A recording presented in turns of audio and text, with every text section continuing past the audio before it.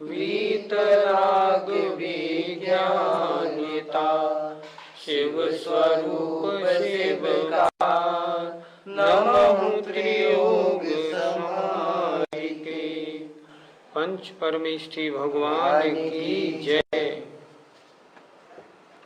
कल कुगुरु के स्वरूप पर अच्छी चर्चा हुई थी। आप स्वयं समझिए, अपने आसपास पड़ोसियों को, साधर्मियों को भी समझाइए कि भाई गुरु का और कुगुरु का स्वरूप क्या है, हमें किनकी वंदना करनी, किनकी वंदना नहीं करनी। तब काम बनेगा और तब हमारी पाठशाला, ये जो हम पढ़ा रहे हैं, इसका हमें पूरा लाभ मिलेगा। आइए, आज दूसरा विषय है, कुदेव का लक्षण क्या है, उसको आज देखते हैं। जे राग द्वेष मल करि मलिन, जे राग द्वेष मल करि मलिन, वनिता गदादि जुत चिन्ह चीन, वनिता गदादि जुत चिन्ह चीन, ते है कुदेव तिन की जुसेव, ते है कुदेव तिन की जुसेव, शठ करत न तिन भव भ्रमण छेव, शठ करत न तिन भव भ्रमण छेव, जे राग द्वेष मल करि मलिन, वनिता गदादि जुत चिन्ह चीन, ते है कुदेव तिन की जुसेव, शठ करत न तिन भव भ्रमण छेव। कौन से देव सुदेव है और कौन से देव कुदेव?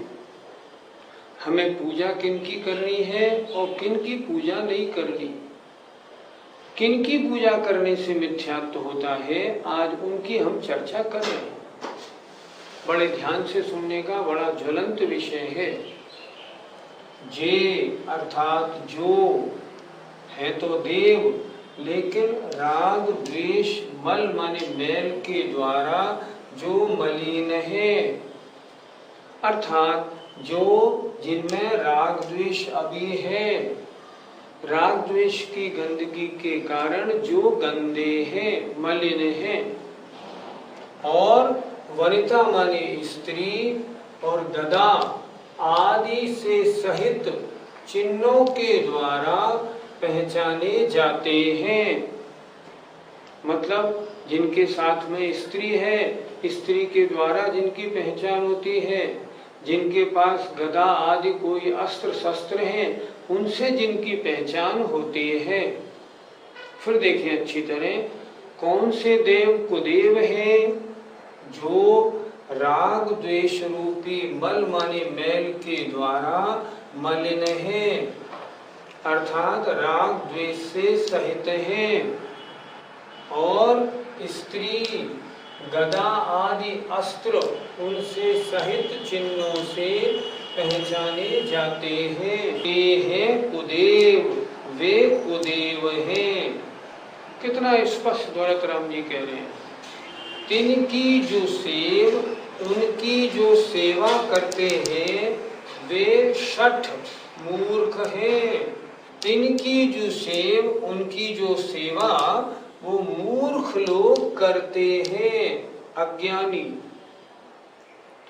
तिन माने उनके, भव माने संसार भ्रमण का अंत नहीं है, उनका संसार कभी समाप्त नहीं होगा। इनकी जो सेवा करेंगे उनका संसार कभी समाप्त नहीं होगा। अनंत संसारी हैं, संसार में अनंत काल से हैं, अनंत काल तक भ्रमण करते रहेंगे। नीचे की पंक्ति फिर देखें, ते है कुदेव, कौन?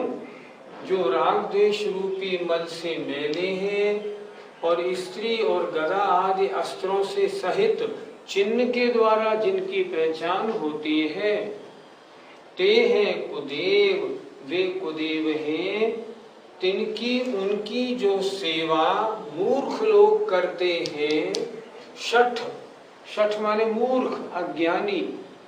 इनकी जो सेवा करने वाले हैं उन्हें दौलत राम जी कह रहे हैं ये मूर्ख हैं। उनके संसार भ्रमण का अंत नहीं है, वे अनंत संसारी हैं। देखो, सच्चे देव और खोटे देव, दो देव। सच्चे देव वो जिनकी पूजा करने से पुण्य का बंध होता है। खोटे देव वो जिनकी पूजा करने से नरक निगो त्रिंच गति में गमन होता है, आदमी मिथ्या दृष्टि बना रहता है। अब देखना क्या है, जो राग द्वेष रूपी मल से मैले हैं। सच्चा देव किसे कहते हैं? जो जन्म जरा तिरखा छुदा, विस्मय आरति खेद, रोग शोक मद मोह भय, निद्रा चिंता स्वेद, राग द्वेष अरु मरण जुत, ये अष्टादश दोष। ये 18 दोष जिसमें नहीं पाए जाएं वो सच्चे देव हैं। हमारे द्वारा कौन पूजा करने के योग्य हैं? जिनमें 18 दोष नहीं पाए जाते। आचार्य सुमंत भद्र महाराज ने रक्तकरण श्रावकाचार में स्पष्ट लिखा है, क्षुत तृष्णा शीतोष्ण प्रवृत्तिषु नाना विदेशु भावेशु। उन्होंने स्पष्ट लिखा, क्षुधा तृषा आदि जो दोष हैं, ये दोष जिनमें न पाए जाएं उसका नाम है सच्चा देव। और जिनमें राग द्वेष आदि मल से जो मैले हैं उन्हें हम सच्चे देव की परिभाषा कैसे दे सकते? 18 दोषों से रहित नहीं है वो सच्चे देव नहीं, वो पूजनीय नहीं, वंदनीय नहीं, नमस्कार के योग्य हो ही नहीं सकते। उन्हें जो नमस्कार करते हैं उनको कुदेव की पूजा का दोष लगेगा, वो मिथ्या दृष्टि रहेंगे, उनके गृहीत मिथ्यात्व होगा, उनका मोहनी कर्म और पुष्ट हो रहा है। अब सोचें, जिनेंद्र भगवान के अलावा और जितने संसार के देव हैं, इनमें क्या कोई देव ऐसा है जिनमें राग द्वेष आदि नहीं हो? ऐसा नहीं, सब में है। एक वीतराग सर्वज्ञ हितोपदेशी अरहंत परमेष्टि ऐसे हैं जिनमें 18 दोष में एक दोष नाम निशान भी नहीं। तो पूजनीय कौन बने? पूजनीय बने मात्र अरहंत देव।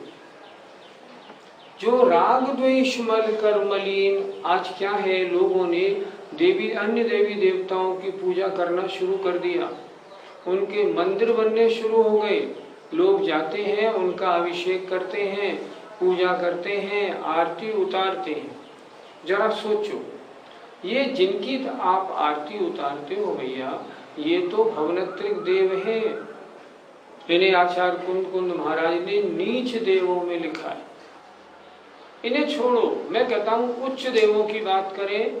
जो वैमानिक देवों में मान लो स्वधर्म इंद्र है, जो लौकांतिक देव हैं, जो सर्वार्थ सिद्धि के देव हैं, जिन्हें अगले भाव में मनुष्य बन के नियम से मोक्ष जाना है, जिनका सम्यक कभी छूटेगा ही नहीं, वो देव भी पूजनीय नहीं।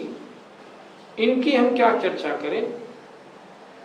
क्यों पूजनीय नहीं? क्योंकि उनमें भी अभी राग द्वेष रूपी मल भरा हुआ है, उनमें भी अभी कषाय है, गुणस्थान चौथा है। अप्रत्याख्यानावरण प्रत्याख्यानावरण संजलन, क्रोध मान माया लोभ लो कषाय उनमें भरी है। सर्वार्थ सिद्धि के देवों के भी हैं कषाय, सब कषाय मौजूद। जब वही पूजा के योग्य नहीं तो फिर इन भवनत्रिक देवों की पूजा का विधान कहाँ से मिल गया, कहाँ से ले लिया हम लोगों ने, प्रश्न ही नहीं उठता। कुछ लोग कहते हैं ये उपकारी हैं, ये भक्तों पर आए संकट को टालते हैं, इसलिए उनकी पूजा करनी चाहिए। पूजा करनी चाहिए उनकी जो आत्म कल्याण में साधक हो। शास्त्रों में ये तो लिखा मिलता है, ये अन्य देवी देवता ये सम्यक दृष्टियों की पूजा करते हैं। जब यमपाल चांडाल को फेंका गया, तालाब में पानी में फेंक दिया गया था, तब इन देवों ने आके उनकी पूजा की थी। देवों की पूजा करने का कोई विधान किसी शास्त्र में नहीं मिलता, लेकिन आज हम लोगों की परंपरा कितनी गलत हो गई। हम सब लोग देवी देवताओं के मंदिर बनवाने लगे, पूजा करने लगे और उनमें अपना टाइम लगाते। आज हमारे मंदिरों में देखो कितने कष्ट की बात है, भगवान के सामने 4 आदमी दिखेंगे और जो देवी देवताओं की मूर्ति है उसके आगे 50 आदमी दिखेंगे। वो कहते हैं ये हमारी इच्छा पूर्ति करते हैं, ये तो वीतराग हैं, ये इच्छा पूर्ति थोड़ी करते हैं। पक्का निर्णय बना लो, मेरे अशुभ कर्म का उदय है, मुझे भोगना पड़ेगा, चाहे कुछ भी हो जाए, वो तो भोगना ही है। वहाँ बड़े बड़े महापुरुष देखो ना, रामचंद्र जी, सीता जंगलों में कैसे कैसे उनको जाना पड़ा, बताओ। अपने कर्म का उदय जैसा होगा वैसा ही हमें करना पड़ेगा। इसलिए अन्य किसी भी देवी देवता की पूजा करने का कोई विधान जैन शास्त्रों में है ही नहीं। जैन शास्त्र एक ही बात कहते हैं, जो राग द्वेष रूपी मल से मैले हैं वे कुदेव हैं। स्पष्ट लिख रहे हैं, देखो, वे कुदेव हैं। दूसरी बात, स्त्री या गदा आदि शस्त्रों से सहित चिन्हों से जिनकी पहचान होती है, चक्र वाले हैं तो फलाने होंगे, गदा वाले हैं तो वो होंगे, ऐसे चिन्हों से जिनकी पहचान होती है, ते हैं कुदेव, वे कुदेव हैं। उनकी जो सेवा है वो मूर्ख लोग करते हैं। देखो तो सही क्या शब्द प्रयोग किया है, शठ, अज्ञानी, जिनमें बुद्धि नहीं है, उनकी वो सेवा करते हैं। हम लोग किस कुल में पैदा हुए और हम लोग क्या करने लगे, सोचो तो सही। सच्चे देव को छोड़ के और इन देवों की पूजा करने लगे, भवनत्रिक देवों की पूजा। कहाँ लिखा और क्या लिख रहे हैं दौलत राम जी, उनका संसार भ्रमण कभी समाप्त नहीं होगा, वे अनंत संसारी हैं। पंच परमेष्टि के अलावा जो भी हो वे वंदनीय नहीं होते, ऐसा निर्णय बनाना चाहिए और इसको बार बार अपने मन में धारण करना चाहिए। ये गृहीत मिथ्यात्व की चर्चा यहाँ हो रही है, ऐसा नहीं हो कि इनकी पूजा करें और हम यहाँ और मिथ्यात्व अपने आत्मा को और मैला बनाएं। पंडित जी, सूर्य चंद्र आदि ज्योतिषी देव हैं, जिनवाड़ी में नवग्रह की पूजन का उल्लेख मिलता है, तो क्या हमें पूजन करनी चाहिए या नहीं? पहले ये बताओ, क्या नवग्रह की पूजा क्यों कर रहे हो? इसलिए ताकि नवग्रह जो हमें कष्ट दे रहे हैं वो कष्ट ना दें, ठीक है ना? यही तो बात है, ठीक। पहला प्रश्न ये हमारा, ये नवग्रह क्या तुम्हें कष्ट देते हैं? ये जो नवग्रह हैं, ये पहली बात तो आगम सम्मति नहीं। ज्योतिषी देवों के 5 वेद किए हैं, सूर्या चंद्रमसौ ग्रह नक्षत्र प्रकीर्णक तारकाश्च। ग्रह ज्योतिषी देवों का एक भेद है। पहली बात तो सूर्य चंद्रमा ग्रह है ही नहीं। जैन शास्त्र तो ये कह रहे हैं सूर्य अलग, ये प्रतीन्द्र, चंद्रमा ये इंद्र, ये ग्रह कैसे हो गए? सूर्य चंद्रमसौ ग्रह अलग, नक्षत्र अलग, तारे अलग। ज्योतिषी देव 5 प्रकार के होते हैं। इसलिए पहला निर्णय तो ये बनाओ, जैन शास्त्रों के अनुसार सूर्य और चंद्रमा ग्रह है ही नहीं, ये तो ग्रहों से अलग है। ये बात स्पष्ट हो गई। अब दूसरी बात, ये क्या हमको कष्ट दे सकते हैं? क्या नहीं दे सकते। इनके विमान तो इस मध्यलोक में रेगुलर मेरू की वंदना करते हुए घूमने में लगे हुए, ये हमें कष्ट बिल्कुल नहीं दे सकते। तो ये किस काम में आते हैं? इनकी चाल के हिसाब से जो ज्योतिषी होते हैं वो अपना गणित लगाते हैं और गणित लगा के हमारे भविष्य बतलाने की कोशिश करते हैं। सिर्फ इतनी सी बात है, जन्म पत्री बनाना और कुछ बनाना और कुछ बनाना, उससे करते हैं। मान लो उन्होंने कह दिया आपके इस कोठे में शनि है, तो क्या शनि ग्रह की पूजा करने से वो कष्ट दूर हो जाएगा? सोचो, मान लो आप घर से निकले और बिल्ली रास्ता काट गई। बिल्ली के रास्ता काटने का मतलब हुआ आप जिस काम के लिए जा रहे हैं वो कार्य आपका सफल नहीं होगा। अब आपने क्या किया, उस बिल्ली को पकड़ा, लाओ बिल्ली को पकड़ो, उसे दूध पिलाओ, उसके पीठ पे हाथ फेरो, तो क्या वो संकट दूर हो जाएगा? वो तो पहचान चिन्ह है। ये बिल्ली दिक्कत करने वाली नहीं है जो बिल्ली की आप पूजा कर रहे हो। ये जो ग्रह हैं, मान लो रवि, शनि, शुक्र आदि, मान लो ये कष्ट करने वाले नहीं, ये तो कष्ट आने वाला है उसकी प्री इंफॉर्मेशन देने वाले हैं। पंडित जी, आजकल लोग शनि ग्रह के निवारण के लिए मुनि सुब्बतात भगवान की पूजा करते हैं, क्या ये सही है? सोचो, हमसे क्यों पूछते हो, आप खुद सोचो। मैं अपने दर्शकों से कह रहा हूं, आप भी खुद सोचो। देखो, शनि ग्रह का निवारण, एक तो यही बात गलत, चलो भाई शनि ग्रह की पूजा करें, शनि ग्रह का निवारण करें ताकि शनि ग्रह के द्वारा अपने ऊपर आने वाला कष्ट मिट जाए। शनि ग्रह कुछ नहीं करता, ना वो कष्ट देता है, ना उससे कोई हमें दिक्कत होती है। पहले तो ये निर्णय बनाओ। अब ये निर्णय बना लिया, ये गलती एक आपकी ठीक हो गई। अब दूसरी गलती, शनि ग्रह का निवारण भगवान मुंसुव्रतनाथ कर सकते हैं और 23 भगवान नहीं कर सकते, ये तो मिथ्यात्व है। सारे भगवान समान हैं, किसी में एक गुण भी ज्यादा नहीं, एक गुण भी कम नहीं, किसी की शक्ति में जरा भी कमी नहीं, जरा भी अधिकता नहीं, सब समान है। तो उनमें एक मुंसुव्रतनाथ भगवान को आपने शनि ग्रह निवारण करने वाला मान लिया, अन्य 23 को क्या कमजोर मानते हो? सोचो, अगर मानते हो मिथ्यात्व नंबर 1, बिल्कुल गलत। आज लोगों की धारणा, हमारा मत नहीं है भाई ये।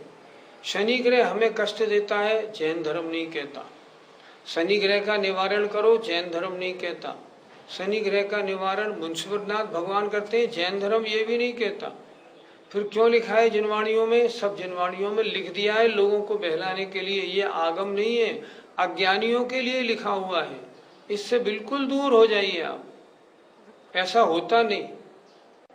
ग्रह निवारण, न ग्रह कष्ट देते हैं, न उनका निवारण करना पड़ता है, न कोई एक पर्टिकुलर तीर्थंकर भगवान उसको निवारण करने वाले हैं। क्या शनि के निवारण करने का ठेका मुंसुव्रतनाथ भगवान ने ले लिया?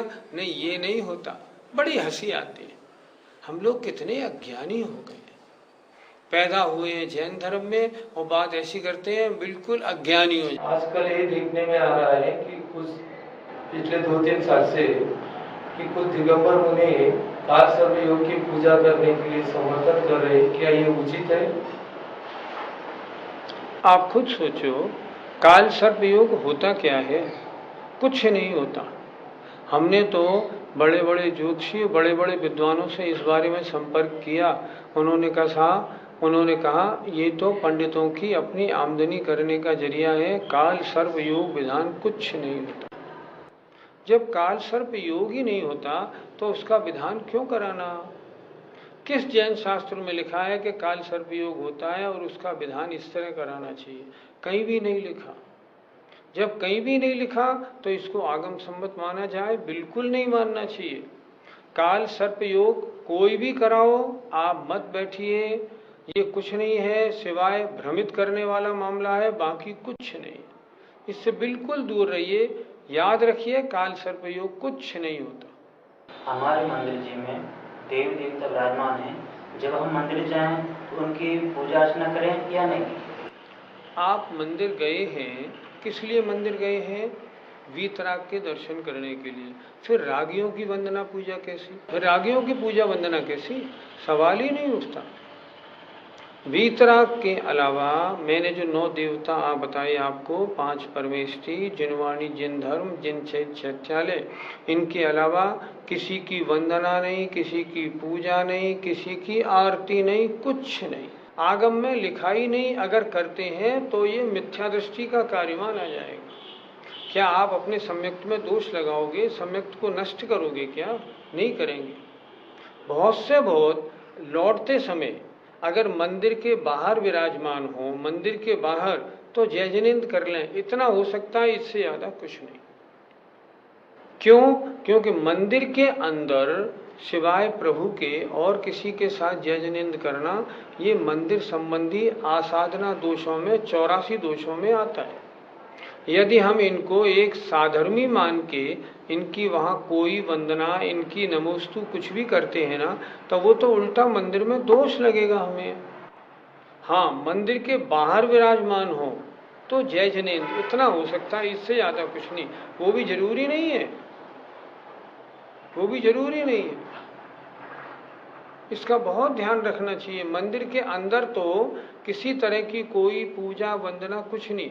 आजकल हमने देखा बहुत से लोग तो देवी देवताओं की मूर्ति को वेदी में विराजमान किए हुए हैं। कहाँ से क्या हो गया? बड़े बड़े आचार्यों ने, बड़ी बड़ी आरिका माता जी ने, आरिका, इतनी बड़ी आरिका सुपार्श्वमती माता जी, उन्होंने खुद एक लेख और प्रवचन उनका छपा है। उसमें स्पष्ट लिखा है, ये अन्य देवी देवता तो द्वारपालवत हैं, इनका द्वारपालवत सम्मान करो। तो द्वारपाल कहाँ खड़ा होता है? मंदिर के बाहर या वेदी में राजा के साथ बैठता है, वहां तो नहीं बैठता ना, फिर कैसे माना जाए? कहाँ बिठा दिया? कुछ अज्ञानी लोग क्या करते हैं, एक थाली में उन्होंने 10 मूर्तियां रखी, उसमें एक देवी देवता की मूर्ति भी रख दी और उसका साथ में अभिषेक भी कर लिया। क्या कर दिया बताओ तो सही। भाई खुद सोचो ना, किसी के कहने में नहीं आओ। आजकल भ्रमाने वाले लोग बहुत हो गए। जो हमें सच्चा मार्ग दिखाने वाले हमारे साधु थे ना, वो हमें भ्रमाने वाले हो गए। इससे बड़ा दुर्भाग्य और हमारा होगा क्या? मेरी मत सुनो, मैं तो एक साधारण श्रावक हूँ, मेरी मत सुनो, जिनवाणी तो पढ़ो। कार्तिकेय परीक्षा में तो देखो सदा सुखदास जी क्या लिख रहे हैं, वहां रत्कन शावकाचार्य को तो पढ़ो। आचार्य समंतभद्र महाराज ने क्या लिखा उनको तो देखो ना।